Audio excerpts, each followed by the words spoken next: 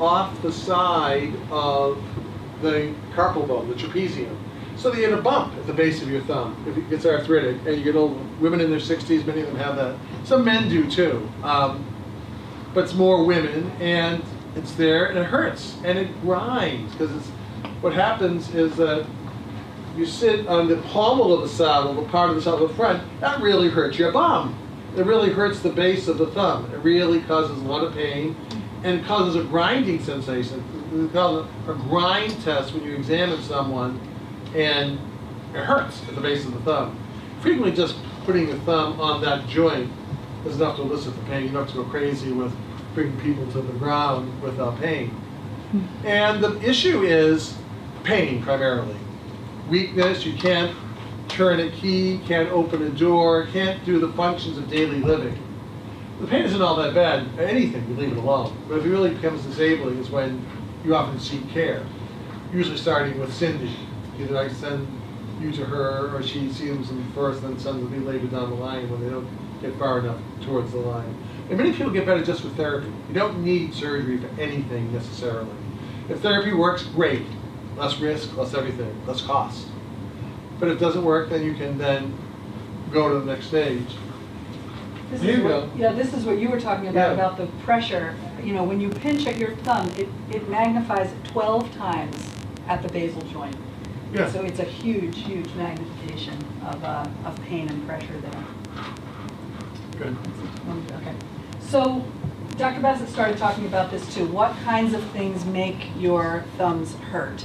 Typically, it's activities that require pinch, particularly resistive pinch, like needlework, trying to push a needle through fabric, particularly if it's thick fabric, or or you're doing it repetitively. Handwriting is another often big complaint, and we'll be talking about different suggestions for all of this. That's coming later. But turning a key is a very common complaint for people with basal joint arthritis, and even things like holding a book. So when you go to pull a book out of a bookcase, and it requires that pinch with a little bit of pressure, depending on how heavy the book, that can be a very painful activity. So really, it's so much of what we do in our daily life that requires that motion. So how is it diagnosed? So we talked about this a little bit already. Sure. So do you want to expand on that? Yeah, and I have an X-ray here. Yeah, so you can talk about that, and I have an X-ray too. Sure. So basically,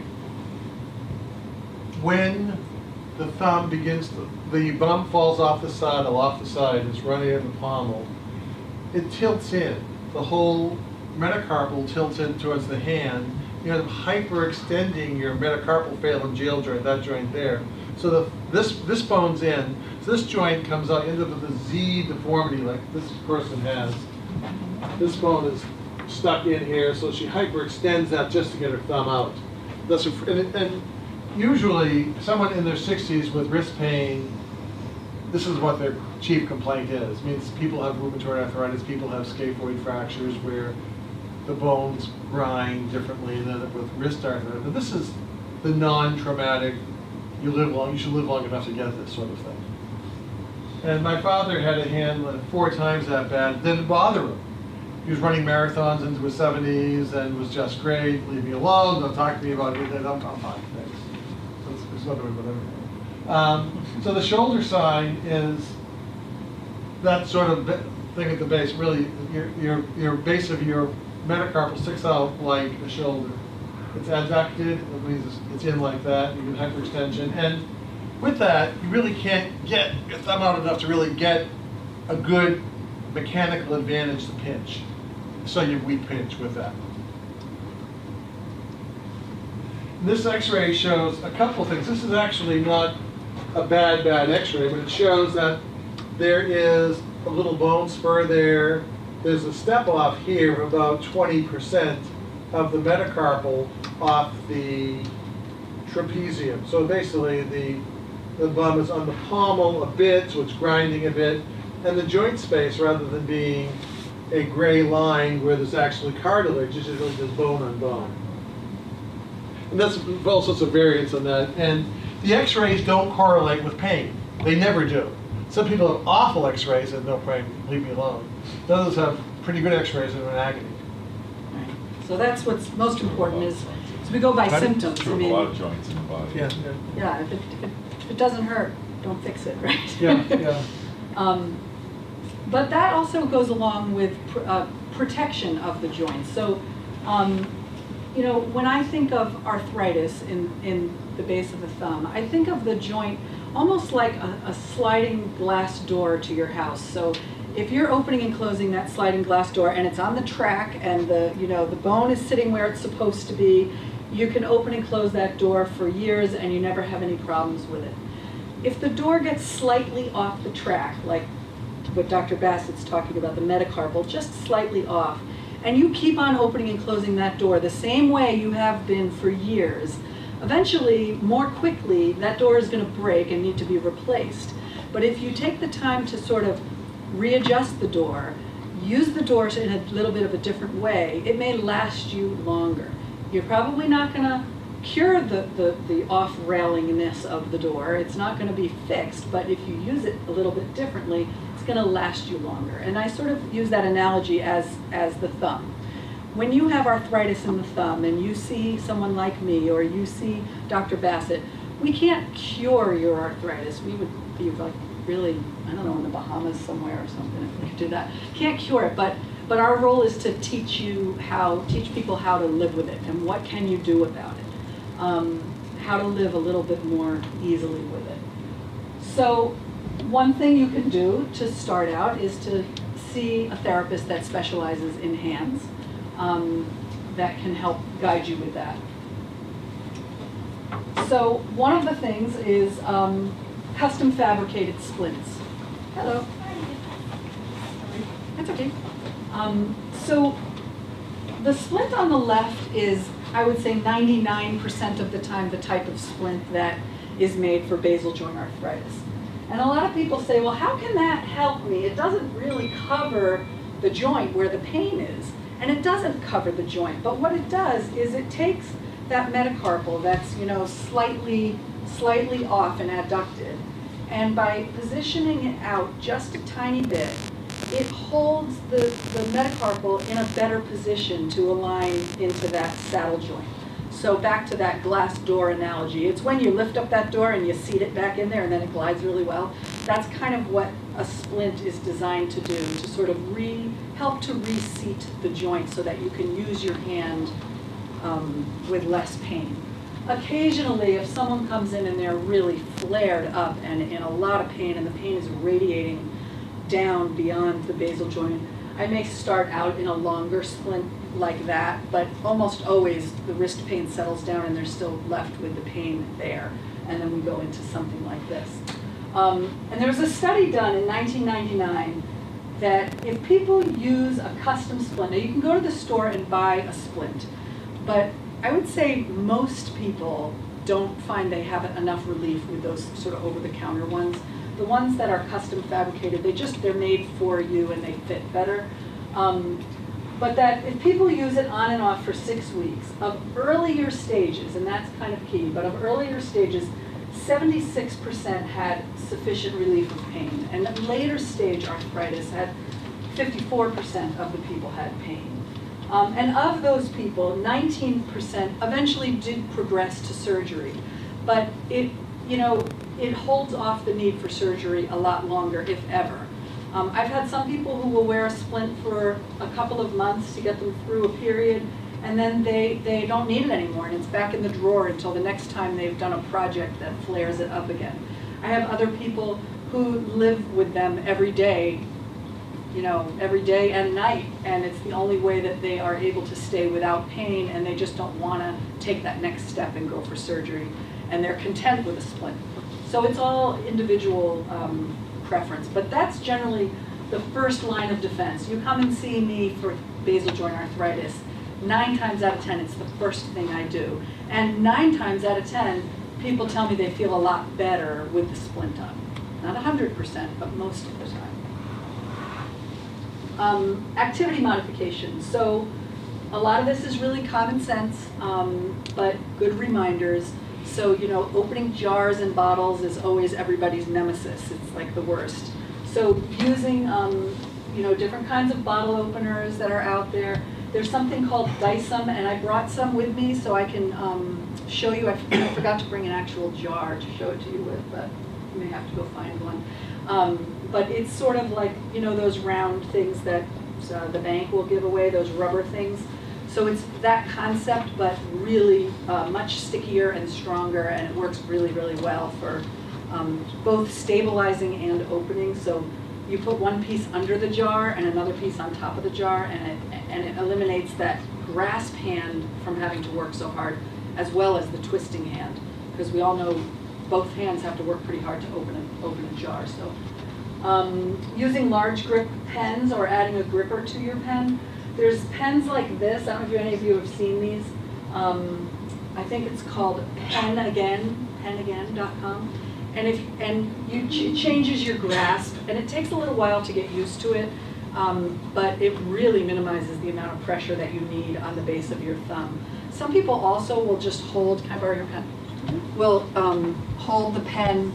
It's one of those grips that, like, when you're in grade school, the therapist comes in and says, no, that's not how you grip your pen. But if you get used to gripping like this, you still need your thumb to stabilize, but you're not pinching. And you have more stability in between those two fingers. So sometimes that's helpful. And I also recommend fat pens, which, is that my pen? Is this one yours? No. It's mine. I always lose things. So this is my pen that I bought for this purpose, to prevent. Now, I don't have basal joint arthritis, but I know that it's good to protect your joints to use a fat pen, so I just use a fat pen. This is a Dr. Grip pen. Actually, this is a pilot pen, but Dr. Grip makes them as well, and they're great. And I also think a lighter writer, like a gel type pen, is better than a ballpoint pen, because you don't have to bear down so hard. So those are just a couple of suggestions for modifying activity. Keys. So keys are always really difficult, so a couple of suggestions for that. Lubricating your lock, like spraying a little WD-40 in the hole to make a key turn more easily, and also enlarging your keys. There's catalogs up here. If anybody wants one, you can just take one. And the first, 10 pages or so have a lot of these home modifications for for hands. And then it goes into walkers and wheelchairs and bath equipment. You don't need any of that, but the first bunch of pages. You can buy things to enlarge your grip. I also frequently make them for my patients, and you can make the handle a little bit fatter. Makes it easier to turn. Enlarging your grips on anything and everything. So the easiest way to do this is pipe insulation. Can you hand me those tools over there? I brought some demos. I brought a child's shovel because I didn't really feel like bringing in a giant one. And my kids are too big for this shovel now anyway. But you can buy pipe insulation at the hardware store. It's like $1 for 3 pieces that would reach across the room. It's the cheapest, easiest thing. And then you cut it, and you can wrap it around a handle like this. If the handle is too big, it'll just go like halfway around, and then you just tape it with a little duct tape. And gripping something with a fat handle like this is just so much. It holds that metacarpal out, as opposed to a tighter grip that feeds into the deformity of the osteoarthritis. So using a larger grip is just healthier for your hands. Even if you don't have arthritis, it's just better. If you don't have pipe insulation, sometimes just wrapping tape, like a lot of times, around the handle of something can help also. You should see our shovels and rakes. They all have tape. So that's just, the really easy home suggestion, home way to enlarge your handles. There's a lot of great ergonomic garden tools out there now that, if you're using like a trowel, pretend this is a trowel, instead of holding it this way, it has grips that come out the other way, so you're holding it this way. And so your wrist is straighter. If you just Google, gardening tools with arthritis, you'll find so much out there there's a lot of good ergonomic tools out there. Books are often a big problem for people with basal joint arthritis. So there's a lot of book holders out there. There's some in that catalog, and again, you can find those online. I recently got a Kindle, and I absolutely love it because it's lightweight, and you don't have to hold a heavy book. And I'll prop a pillow up, like if you like to read in bed, because that's sort of a time that you really have to hold a book. If you prop up a pillow and put the Kindle there, and you just tap it to turn the page, it's fabulous. So, and it's really great on your thumbs. So, and then this is again, joint protection, using your hands in different ways. So, if you're stirring with a big spoon. So typically, let's say I'm using this as every tool because it's the only tool I have here. This is now our soup or a big wooden spoon, and we're trying to stir something. So you stir like this. That's sort of the typical motion. And again, it puts a tremendous amount of pressure on the basal joint, and it can be painful. So 2 suggestions. One is either slide your thumb up alongside, which isn't great for the position of the joint, but it will reduce the pain if you put it up alongside your index finger. Same thing with a toothbrush. If you put your thumb up alongside instead of around and using it for pressure. But what's even better is to grasp it kind of like the witch's brew. And then you're using larger muscles to stir something that's thick, and it doesn't put as much strain on the base of the thumb. So that's just some suggestions. Or that heavy book that you're pulling off of a bookshelf, put your hand underneath it. It's common sense, but sometimes you have to remind yourself to use your joints in different ways. And most importantly is to take frequent breaks. So I've talked to many people who've said, I'm thinking of some in particular, but many people who have said, oh yeah, once I start knitting or quilting, I'm at it for 8 or 10 hours and I have no idea why my thumbs hurt. You have to obviously pace yourself. I mean, again, common sense, but it's a thing that comes up all the time. You have to just work for a little while and then take a break. Try some stretches or different kinds of things which are still part of this talk, and not do so much repetitive motion at once. Heat. So I have rarely met an arthritis sufferer who says, oh, give me an ice pack. I mean, occasionally if you're in a flare and you're really hurting and you're swollen, an ice pack might be soothing, but almost always people love heat. And a lot of people also say, oh yeah, I use a paraffin bath, or I use my heat, but I do it at the end of the day before I go to sleep at night as a way to relax. And that is a good way to relax, but what I would recommend from a therapy perspective is use the heat before you're going to go out and garden, or before you're going to go out and do quilting. It just gives more flexibility to your hands. Do you know why? I'm not really sure why heat helps arthritis. Is there any medical reason for that? No, it works really well though, obviously. It does, it does. First thing in the morning heat. I do is hot shower with my whole Right. body. Right. Everything hurts. Yeah. Everything gets annoying. I can't function without one, but with one I can function. Yeah, it does. It just makes a difference. And there's a lot of ways to heat up your hand. There's showers, there's hot tubs, there's warm water soaks, there's hot packs. But paraffin is still the best. Have any of you used paraffin before? Most of you? So paraffin, the reason paraffin, everyone says, oh, well, why should I get a paraffin bath? I can just use a hot pack.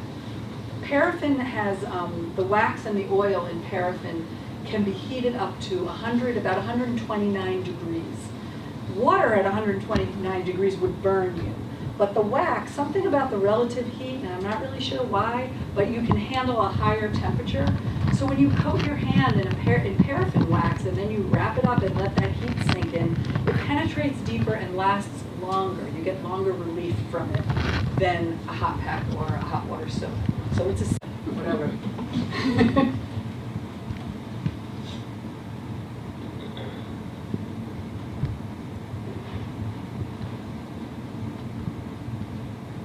So that's the whole video, but it was kind of a neat thing that I learned at a conference, so I thought I'd share it with you guys.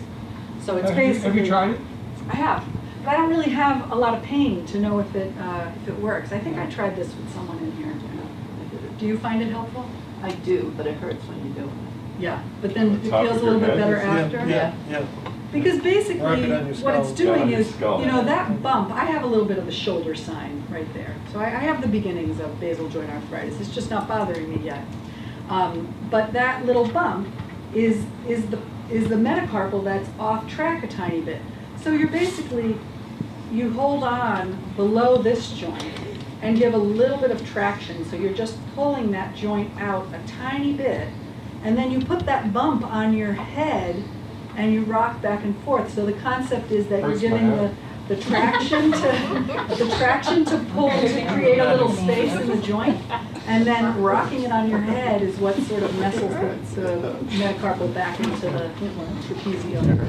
So Now I that's have a kind of cool. Hey. Okay, this is when you're going to talk now. So let's say you come in, you see me, we do a splint, you rock your skull, you do paraffin, you're trying all these suggestions, and often you say, well, it's been great, it's been a lot better for a few months, but then you're back in to see me 3 months later and you're like, the splint isn't working anymore. It doesn't relieve my pain anymore. And when you get to that point, that's when I say, you need to go see Dr. Bassett to find out what's next. So in a way, if you see me first, you end up seeing her. Basically 4 to 5, 3 to 4 patients, 4 to 5 patients get better without surgery. You gotta know that. And you know that doing nothing sometimes works. Pain comes, pain goes. Your headache goes away without medicine. Sometimes take medicine. Taking arthritis medicine can help with the pain a lot. One thing that I have found, and it's becoming more and more apparent, it's not really clinically proven through major AMA studies yet, is that gluten is a huge inducer of arthritic pain. People go on gluten-free diets, their joint pain goes away. That's bread, pasta, cake, whatever, bagels, you eat them and your joints hurt. And you avoid them and your joints hurt less. And that's not everyone, but a lot of people are sensitive to gluten. Before I forget, Patrick Evans is in the corner of the room. He's my physician's assistant. If you see me, you end up seeing him at some stage along the line, maybe first. But they'll introduce you to me. So anyway, people do better with nothing, with changing of diet, which I recommend. I mean, it's a big deal, I think. Anti-inflammatories, Aleve and Advil both work very well. They're over the counter, they're safe. They were prescription drugs 40 years and 30 years ago when I was starting off. And they're such a good profile as far as side effects, they're over the counter now. And they're as good as anything that you give a prescription for in reality, I think. So I usually recommend those rather than take a $2 pill and you'll feel better, not so much. And then the therapy, and again, 80% of people get better with therapy alone. You send them, and I've got a moral obligation to send people to therapy because the moral obligation not to operate on people that don't need surgery. You get by without it, it's safer, it's better, there's less complications. If, in fact, this doesn't work, and I usually early on I'll offer them an injection because I can do it and they're there and it's easy and it just takes literally a couple seconds. And cortisone injection is like directed anti-inflammatory medication. Steroid is an anti-inflammatory. The NSAIDs are non-steroidal anti-inflammatories like Aleve, Advil. The NSAIDs are non-steroidal. Steroids work really well. Big complications with high doses, essentially silent with low doses. I mean, any med can cause a problem, but usually a single joint injection, particularly a small joint injection with a tiny amount of steroid, can be very effective and get rid of your pain, which is great. I usually inject them and then send them to Cynthia so they have a running start and getting better frequently. And the injections are really pretty straightforward. You got a shoulder, you just go below the shoulder, that's the joint. You're there, you inject, and that's people get better. It's usually a little bit of a Novocaine thrown in so the joint feels good like right away. It's always good. You'll have people leaving happy, but you know you're in the right spot. And she's just run out the joint from there. Usually injected dorsally. You want me to go back? No, that's fine, that's fine. That's a whole thing. And this is basically showing how the bones are tubes. The tubular bone, the distal phalanx, the proximal phalanx, and the metacarpal, the back here, is also a tubular bone. You get down to the base of the thumb, and it becomes the saddle. She sort of drew out the saddle. And that's a basically square type bone, slightly rectangular, so that you have the tubular long bone rotating on the square bone down here. Injections can be terrifically helpful in reducing pain. Okay. Okay, then basically we've gone through this. You basically have to fail conservative therapy for anything. I mean, you get my knee hurts, you get a knee injection, you get a thin disc injection, you get therapy, you get any number of things before you talk about a knee or total knee replacement. And most people don't get total knee replacements. Even if their x-rays look bad, they tend to do okay. You have to be, a lot of things to fall in place to get one. You have to be old enough, you have to be healthy enough, and you have to be in pain enough to get one. So basically, the idea with surgery is that you basically have the painful bum on the saddle. And the issue is you want to keep your bum, get rid of the saddle. And any operation that takes out the trapezium works. There's 80 or 100 different ways of doing CMC arthroplasties. And people write papers, like I said, I've written a paper on this, I've written a paper on that. And some of them have worked really well. One of my professors in New York and Columbia was one of the initial major hand surgeons in the country. He devised the CMC arthroplasty. You take a little tendon from the wrist, the palmaris longus, and roll it up into an anchovy and put it in there as a little hassock for the metacarpal to sit on. And then people devise techniques where you take another tendon here, leave it attached here, put a drill hole bone to the metacarpal, cinch up the bone so it wouldn't slide down, and roll up the anchovy and put it in. And a friend, ultimately, someone who trained in Indianapolis, who's been a good friend of mine for 20 years, and she came up with a technique, having talked with one of her surgeon friends who said, you hand surgeons always use tendons when you use a suture for the same thing. So what she devised, which really has worked well, which I use because it's easy, simple, and very reproducible, is that you take out through the small incision in the palm, the base of the thumb, you take out the trapezial bone. Put that up there so you could show them where Oh, that great. bone Okay, is. so basically, and the incision is this is the palm. You make the incision along here, down like this, and you avoid some nerves. You basically peel some muscle off. You open up the joint caps, and you basically take out this bone. Usually, you break it in 4 and take morselize. You take out pieces until it's all taken out. Most of the operation is taking out the trapezium. Because you want to get it all out. You want to leave little granules, little like rocks in the shoe sort of thing. You want to leave little pieces of bone in there. So you take that out, and then this is sitting, because there's still some ligaments attached, and pretty much right there. And what you want to do, because usually it's adducted, you want to get it out. So you end up suturing the tendon to tendons over here that bring the thumb out. The abductor pollicis longus. Pollex means thumb. Abductor means this, out. Adductor is in, like the abductor. And there's also a flexor, the tendon we used to use and roll up as an anchovy with the drill hole. You leave that attached there, and you suture the 2 tendons together, and they act like a trampoline just to hold the thumb up.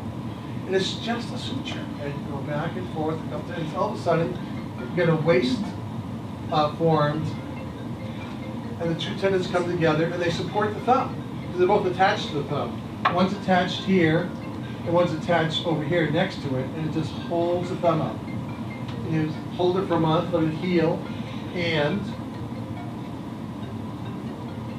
you feel better. I mean, depends on anything, mobilize it another 4 weeks, and you're basically done. What it does, I mean, without doing that, just taking out the bone, the metacarpal can subside down, so you pinch at the base of the thumb, and even though the 12 times force is going through, there's no end point, it just gives away. So you want to have a pinch when you're done. And this trampoline effect maintains that counter pressure, so you can pinch And you're not going against bone, you're going against some nice soft tendon. And it's happy. And it works well, the wound's healed. There's all sorts of potential complications with any surgery. Get wound infections, get allergy to the reaction. People do not end up with looseness or stiffness, though. They usually get back to the motion pretty well. They can irritate the nerves of the hand. The nerve of the hand is tremendous. You put your hand in your pocket, you can tell your keys from your cell phone, from a nickel, from a dime, from a quarter, from a pen. Try to find a nerve ending so that the nerves can be irritated sometimes.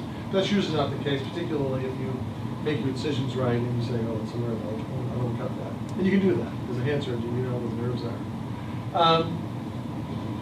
General anesthesia, it's basically it's walking wounds in surgery. You walk in with a sore CMC joint, you leave with that joint cared for. You get a wound, which is sore, and dressing. But it's usually that you numb up the hand so it doesn't hurt when you're leaving.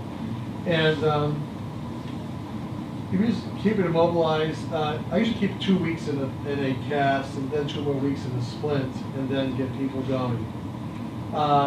Use about 4 weeks of splints off for the most part. You use it for rest between activities, but it's a pretty quick mobilization. It used to be like a couple of months or 6 weeks hard, firm in a cast, and then slow mobilization. And people just stiffer longer. So the recovery is about 2 months for the most part. People are back and fighting for it. Well, there it is.